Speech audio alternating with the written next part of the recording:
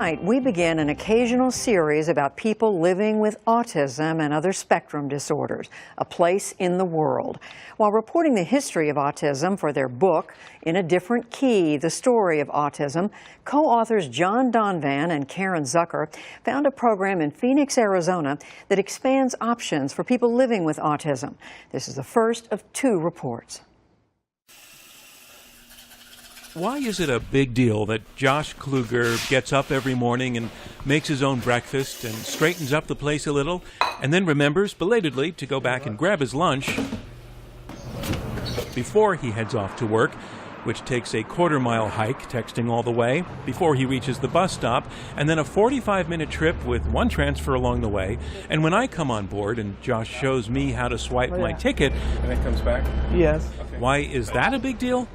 Because until last year, Josh had experienced none of this. No apartment, no paying job, no bus pass even. Actually, he'd never ridden a bus on his own before last year. How old are you now? I'm 36. You only really began being able to ride the bus when you were already over 30.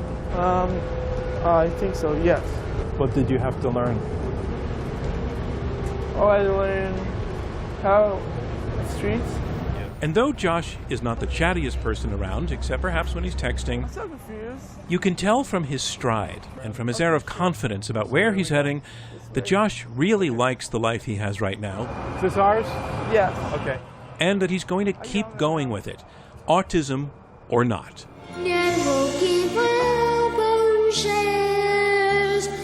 With autism, it's usually been the kids whose faces we see when the topic is discussed.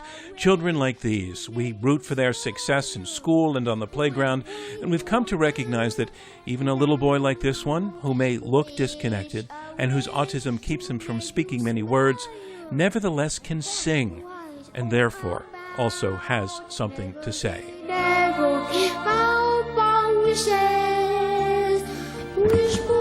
That's me. Is that Jake or Yes, Jake was from yours. That's not me. But the kids grow up inevitably, so that the boys whose photos you just saw, they've become these men. We gathered them together to make a point. This one is now 19-year-old Dylan, and this little boy, called Stuart, he's now 22. Josh, you've met, he's 36. This kid, he's 21 now, and named Ian. Craig, he's a 26-year-old now, and Jake, he grew into a man also. He's 22. Cheese pizza! And the point is, adults don't get nearly the attention and support the kids do, maybe because they're not as cute or because people forget that autism is lifelong. But it is, and that fact is the driving idea behind a new pilot program called First Place Transition Academy, located in Phoenix, Arizona, in which these same young men are today the pioneers. It's really good. Yeah. And are you going to mix it with anything? Tongs. If you have any tongs. Yeah. Where would you find tongs at? In the store. In the store? There are 9 of them in all, paired off together in a cluster of apartments in a complex where their neighbors are mostly retirees who have no autism connection. They eat together and learn together. 2 years of specialized training designed to improve their odds of having, let's call it, a successful adulthood. Which means what? And what donuts would you like for that one?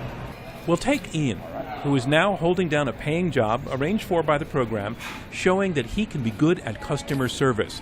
I got the lemonade and morning buzz.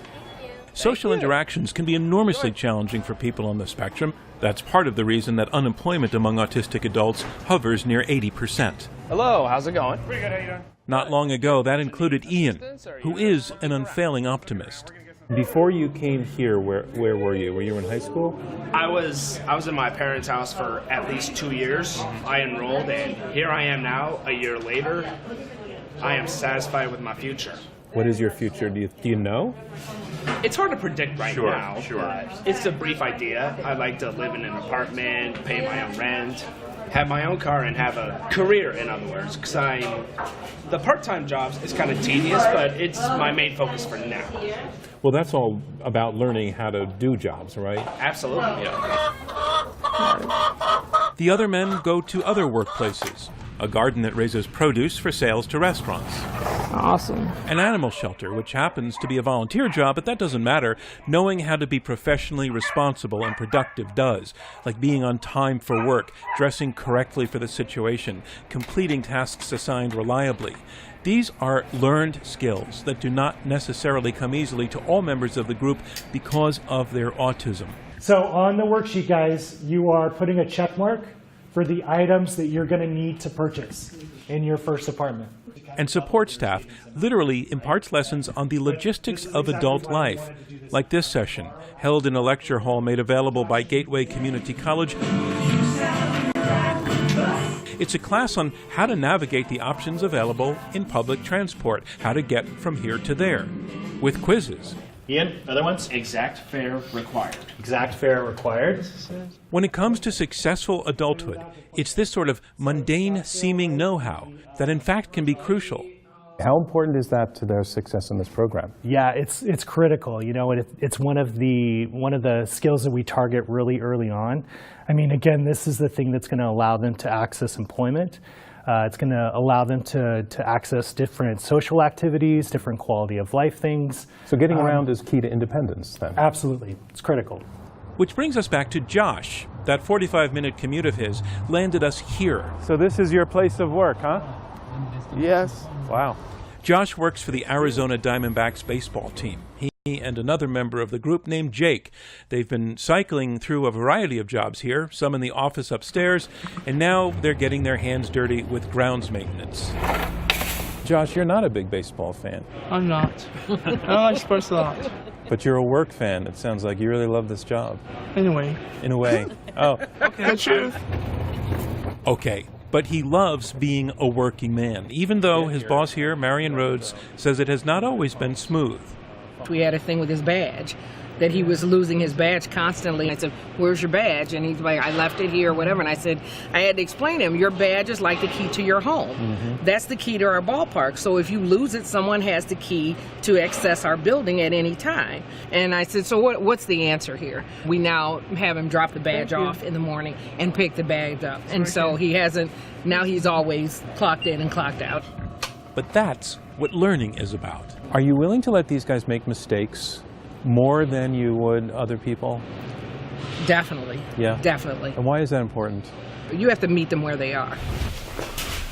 Josh's mom has been astounded by the change she's seen in the past 12 months. There are so many ways that he has changed and grown, that he's going to school, he's learning classes, he's taking responsibilities for his homework, he's taking responsibility for his budgeting. This is all new. This is all new. This is something he's learned as a middle-aged man. As a middle-aged man. Wow. The growth has been amazing. It's truly been amazing. If Josh were not here, where would he be in life? At our house, doing probably the same thing and not being very happy. And I don't know what his future would have been. And back at the apartment complex, you can see how these guys, some of whom had no friends to speak of before in their lives, are learning to help each other out. They are, in short, a community. And while this pilot project has enrolled only men, who today make up roughly 80% of people recognized as autistic, the full program will grow to include women as well. But now something needs to be said about that group shot we started with, and in particular about the man on the lower right. He was once that singing boy. And in fact, he does not live with the other men. He can't, because his autism affects him differently from the others. But there is a place being built in Phoenix that will also have room for him. That story in part 2, tomorrow.